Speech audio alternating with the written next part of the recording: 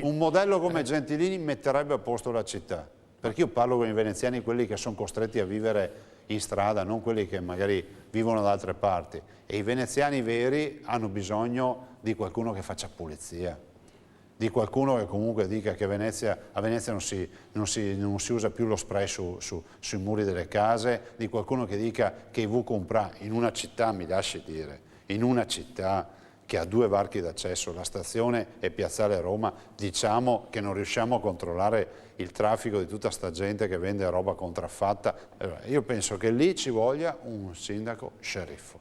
Venezia deve trovare il suo Gentilini. Ne è convinto il governatore Luca Zaia, che a Focus rilancia l'intramontabile classico leghista del sindaco sceriffo per le comunali 2015.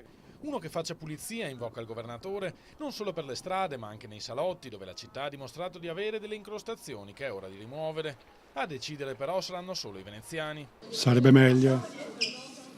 Basta con questi comunisti, sindaci. Assolutamente no.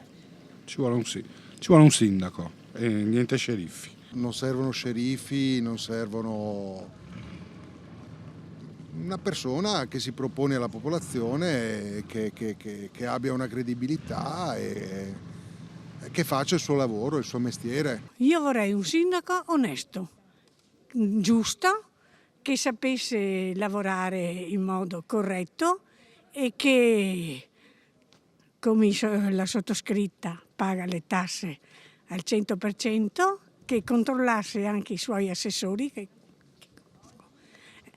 che controllasse anche i suoi assessori e tutti i suoi addetti. Io no, a dire la verità, bisogna essere anche un pochino tolleranti, se sceriffi o non sceriffi. Comunque un po' di linea più dura ci vuole.